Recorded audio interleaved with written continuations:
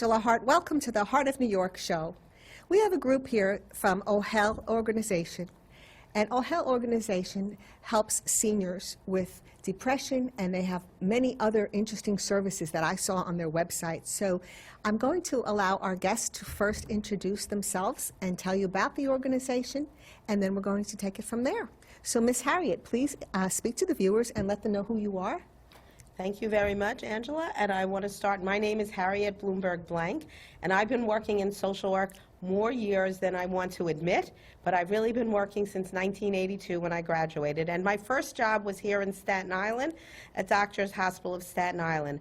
And from there, I continued on what we call the entire healthcare continuum, working in nursing homes, long-term care, home care, and social service agencies. And right now, I work for Ohel Children's Home and Family Services, and I'd like to talk a little bit more later about our program, our organization.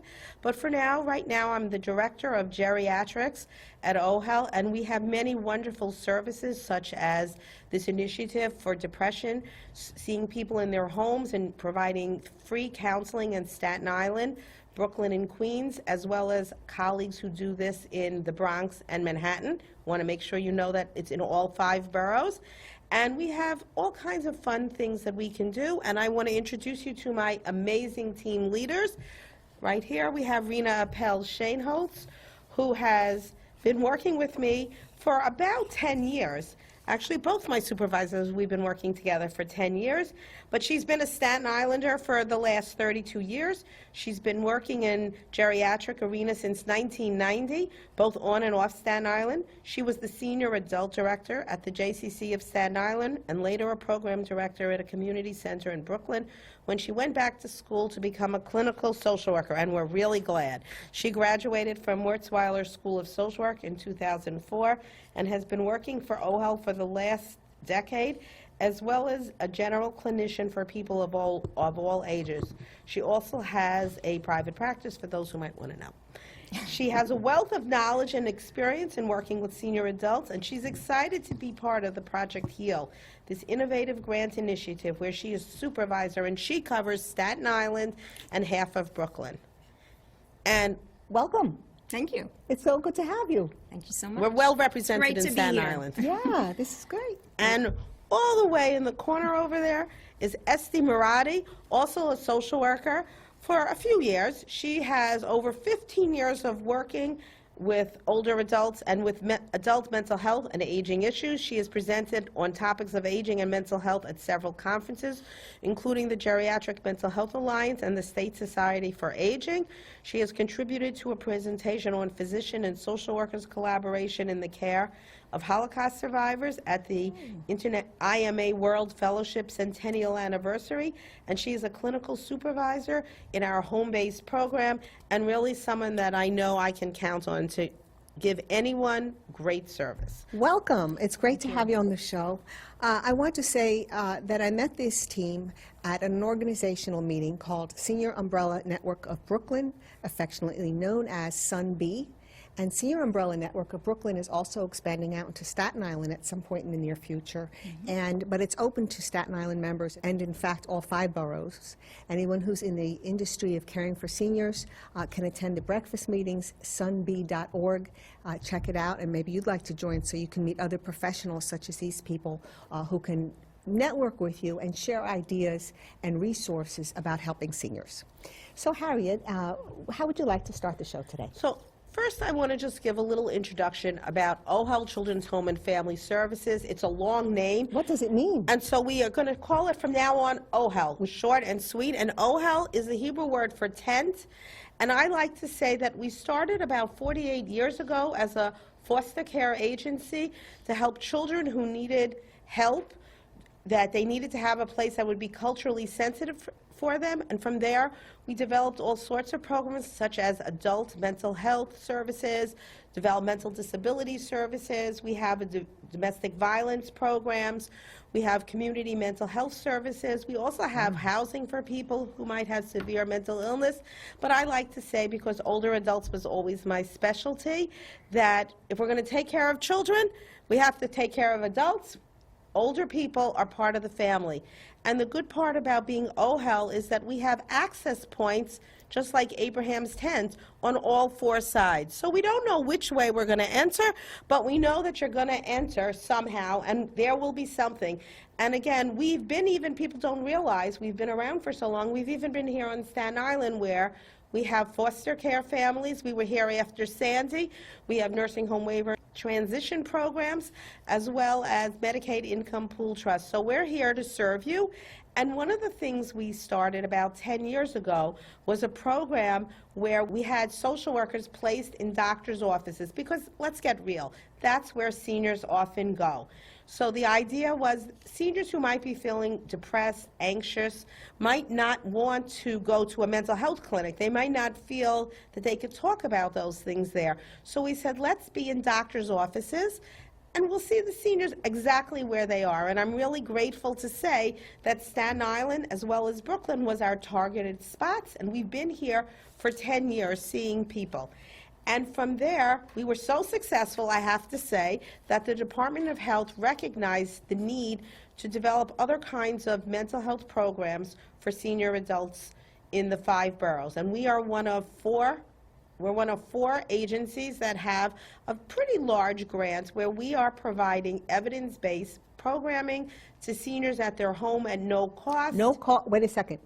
You're telling me that anybody in Staten Island, for instance, who's watching this, or one of the other boroughs, who has a senior loved Over one, 65. over 65, so good, I'm not there yet, so who they fear may be going through depression, can call your organization and have someone come out to see them for free, and they don't have to be on Medicaid? Absolutely not. There's no charge. And even if somebody, which we're going to explain more, my lovely colleagues are going to explain, even if they're being seen with a mental health program and they have some sort of services, they can still see us, because there's something unique that we have to offer to give those kinds of coping skills for seniors.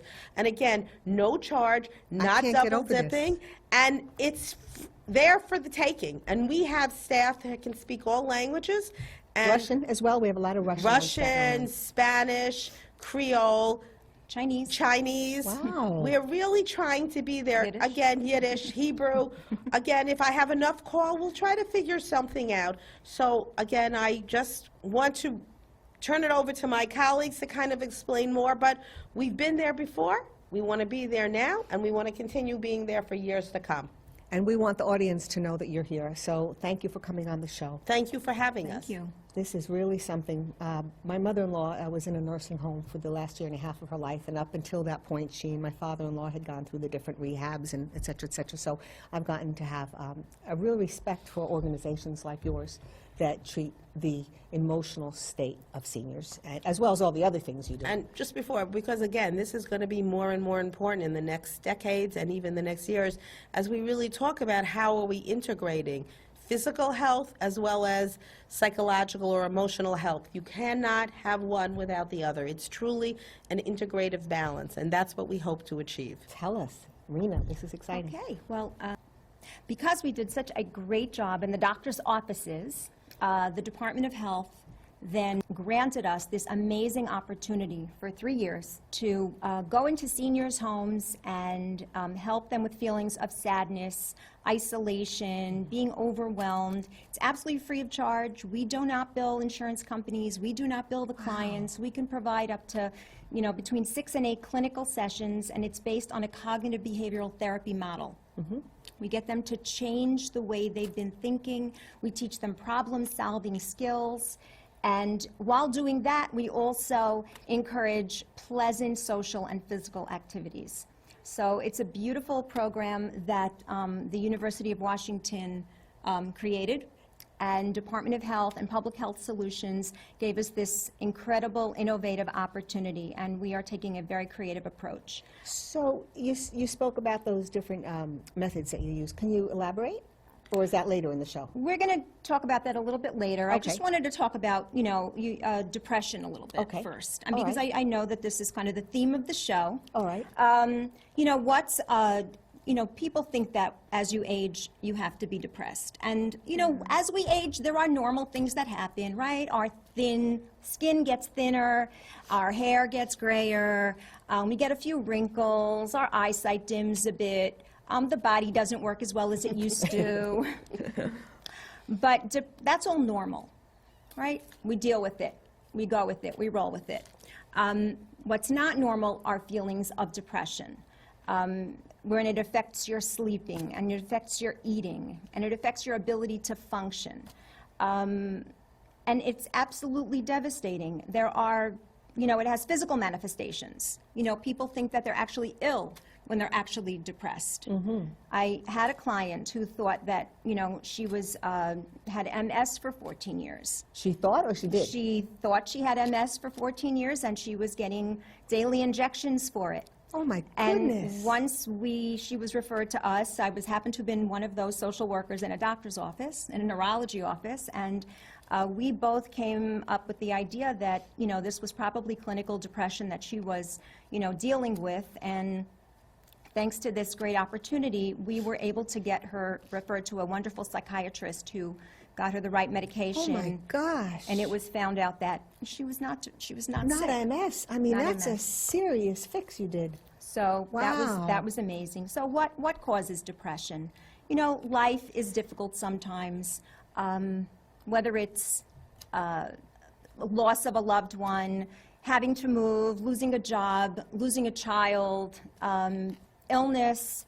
There are a lot of factors that contribute to depression. And when we ask our clients what depression looks like and what depression feels like, they say things like, it's like seeing everything is gray, not processing properly, not hearing properly. They feel like they're walking in quicksand and weighed down by the difficulties of life. They have no motivation. They're not interested in doing anything. They feel sad every single day. They have regrets about everything in life, and they're not motivated.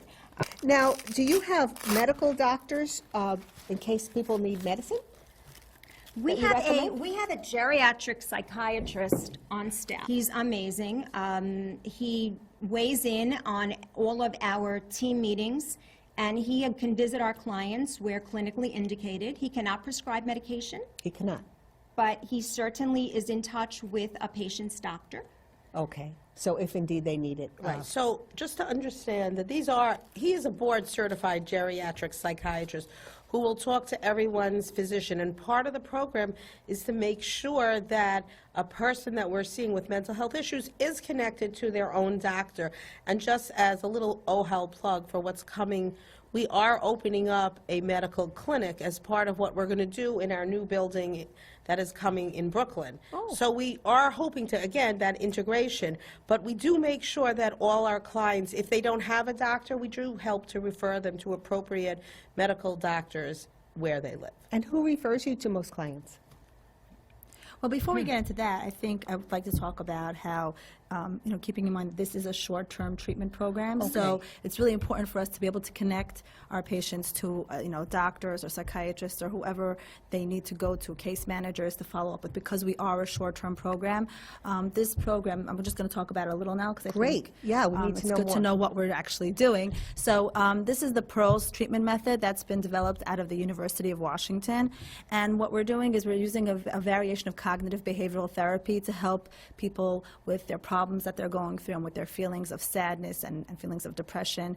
And what we're doing is we're really trying to teach them a different way of thinking about their problems and helping them to strategize and to think of different techniques and tools that they can use to help deal with their day-to-day problems.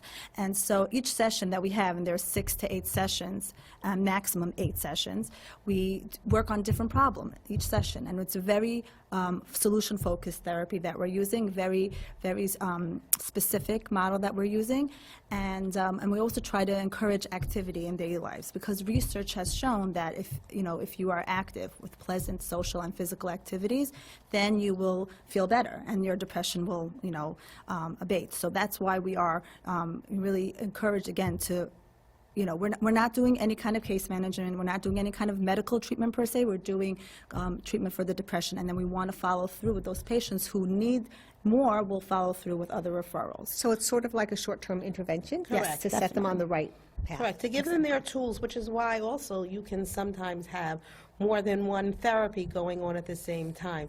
But I want to address, because you did ask, how do we get our referrals? Well, one way is by television show like this, Yes. where people will know about us and hopefully call. We want to have your calls. We want to see the people we're supposed to see, but we go to health fairs. We go to doctor's offices. We've been written in papers. We speak to other social workers. We go to family members. Basically, anybody and anywhere. Even you go to the bank, you go to the pharmacist, you go to the food store, anybody who knows a senior and might say, I'm concerned about how so-and-so's doing. And again, depression is insidious. It comes up upon us, and we sometimes don't recognize it, but we can get our referrals pretty much from anyone. The rabbi, the clergyman, whoever, your friend, Excellent. anybody. Excellent. So you hear this, viewers. They want you to refer people to them. They're not overburdened right now with clients. Even if we are, it's my job to figure out how to solve that. Yeah, Yeah, just that's keep a the good problem, I referrals suppose. coming. Right. Yeah. Yeah. So let's say I notice a neighbor who used to be out in her garden a lot, and lately I don't see her out much, and I'm getting a sense she's starting to isolate. How could I approach her to say, some people might want to come and talk to you, and what would be, let's say she doesn't have a younger child that I can relate the story to, or anybody else. I'm the only one who's next door that sees there's a change in her. She seems a little lethargic. She hasn't been out much. What should I do? Well, I mean, if it's somebody that you know, obviously, Yeah. have a relationship with, Yeah. so you can ask them how they're feeling, and if they tell you that they're feeling sad or they don't feel motivated to do things, you can say, well, I know, this social worker who maybe could come and help you, or this counselor, whatever word you think they would prefer to use, or a friend even, but initially just to get our foot in the door, and then we can really explain to them what we're offering. Because there's not a large commitment on their part, it is a short-term program. Many people like this idea. It's a different way of thinking about depression, and we're really, again, trying to motivate them. They don't have to be clinically diagnosed with depression. It just could be somebody who's just feeling sad and not doing things like they used to. And then, you could say, I have somebody who maybe can help you work through some of the problems that you're going through, or issues, or little things, whatever words, again, that you like to use. And they can help you in 6 short sessions. Well, I think it was your group when you spoke. Did you talk about at Sunby, did you tell us a story where somebody said they were depressed, they can't go here anymore in the nursing home? They're actually in a Right. nursing home, they can't do this, can't do that. And then you went on and actually said, well, can you at least wheel your wheelchair over to that table to get the book you want? I mean, I'm paraphrasing. Does it sound, is that a Yes, story? actually, that was a story. That was a client that I had seen at home. Can you actually. share that story? Yes. I found it was wonderful. Yes. So just to clarify, we do see patients in their home or in communities. In their communities, it could be, anywhere, in the doctor's office, in the library, wherever Dunkin' they feel Donuts. comfortable. But we actually do not go into nursing homes. Oh, okay. But wherever this was. But this is a client that I had seen in his home, and he was wheelchair bound and very depressed. And his one of the things that he mentioned to me was that actually every time he was mentioning that he can't do anything like he used to. He can't do this and he can't do that. Everything he cannot do. So I was trying to encourage him to think about, well, what can you do? Yes, that's what I remember. And What so, can you do?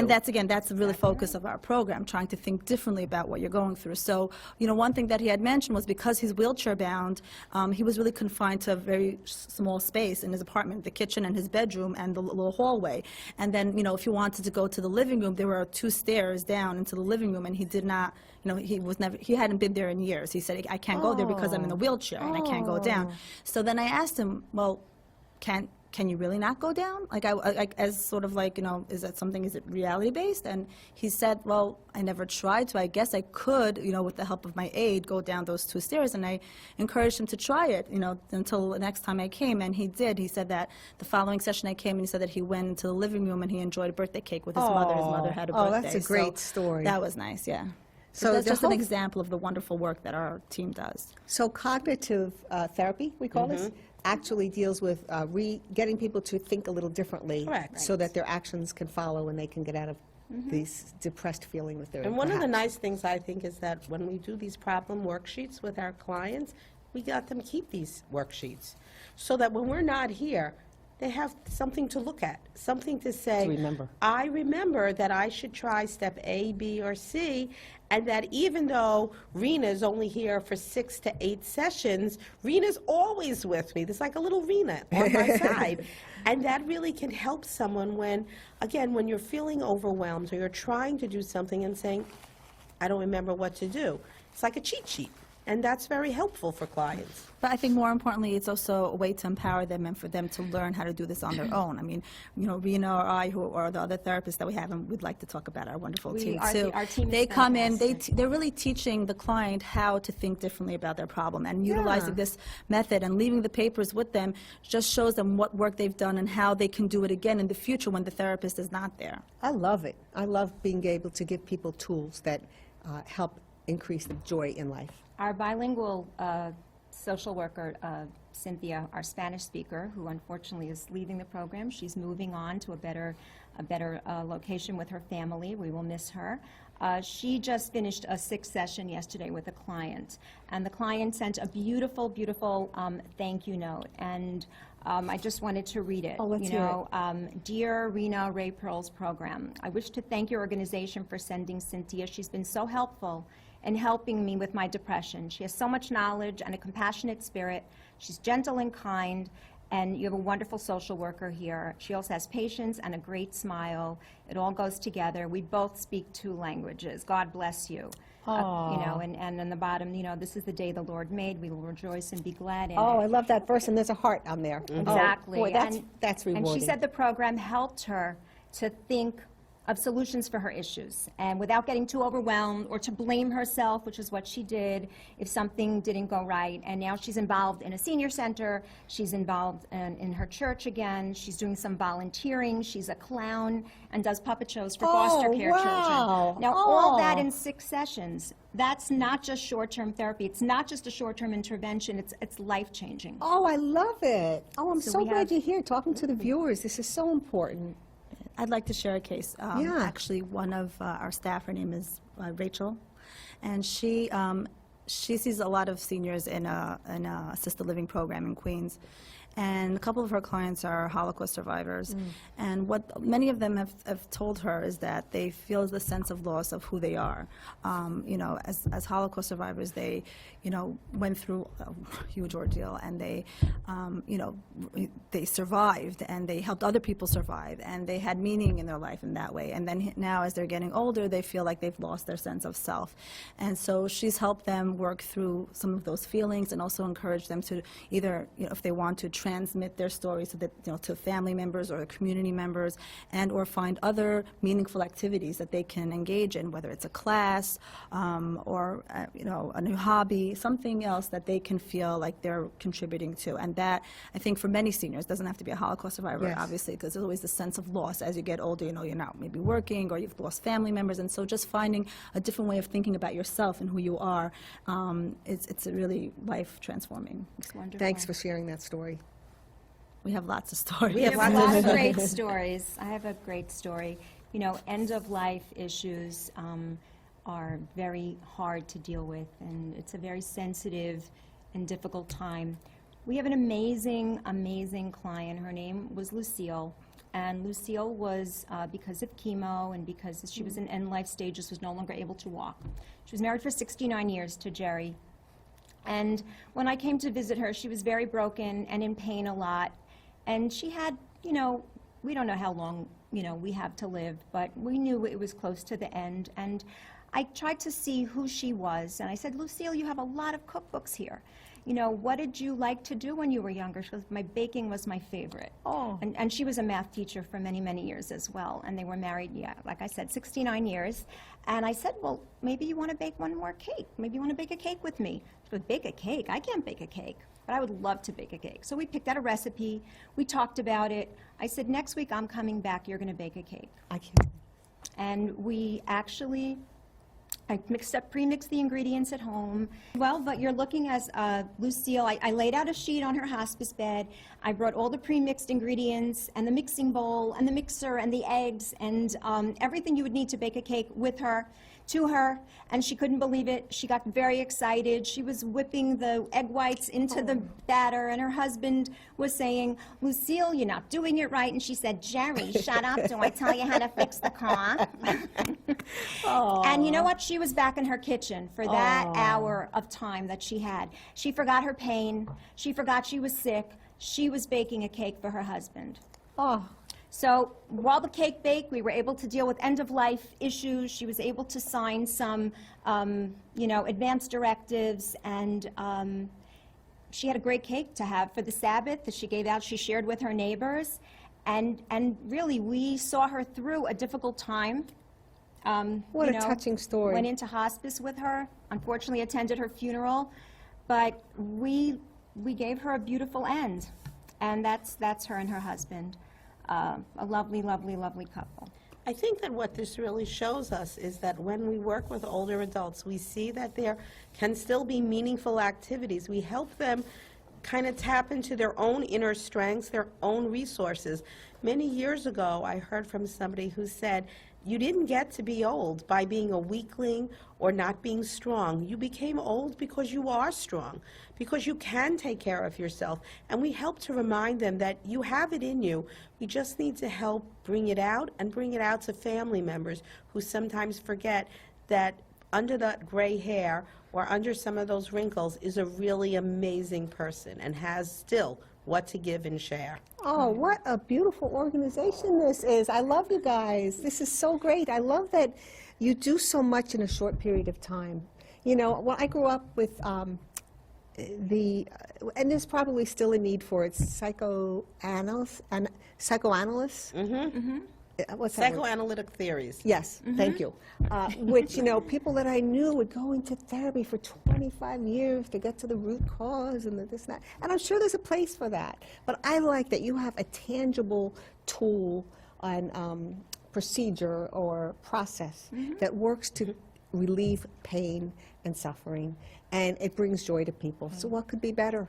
And that's actually what a lot of people have said to us, and why a lot of people like our program. A lot of the seniors are not as intimidated by our program because we're not, a psychoanalyst coming in and telling Right. you to tell us your whole life story and how you turned out the way you did.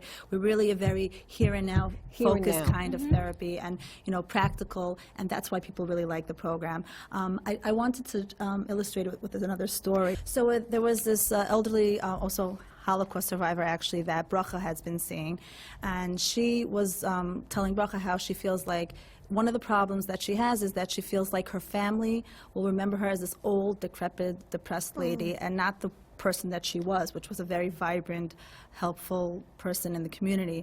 And so Bracha got her to think about, well, what does she still have control over? And she said, well, I could talk. I guess I could talk still. And she said, well, what about smiling? Maybe you could smile. And when your daughter comes in, you can smile to her and she'll feel better. And she did that, and it changed the world for her daughter, especially the daughter contacted Bracha and said, my mother is smiling again. And Oh, you're going to make me cry. Oh, my yeah, goodness. so it's like, and the thing is, small changes could really be big changes, and that's what our program does. I love that. That's a perfect illustration to close with. Any closing thoughts? And just to say that we're really out there to help you. There are a lot of things that people don't even know that they're aware of, that there are a lot of things out there that people can have, that people can utilize, that can make their lives better, whether they're young, middle-aged, or old. And though, yes, we're not doing psychoanalysis, we all are licensed and trained therapists, so we know where the place should be, but we know what we have, and we know we have a great product. Terrific. Thank you for coming on the show. Thank you. And we hope you Thank come you on for again. having Maybe us. we'll do a part We two. have more stories. We have a lot of stories. I want to hear them all. And a lot of successes. That's the whole key here. So it's called Ohel.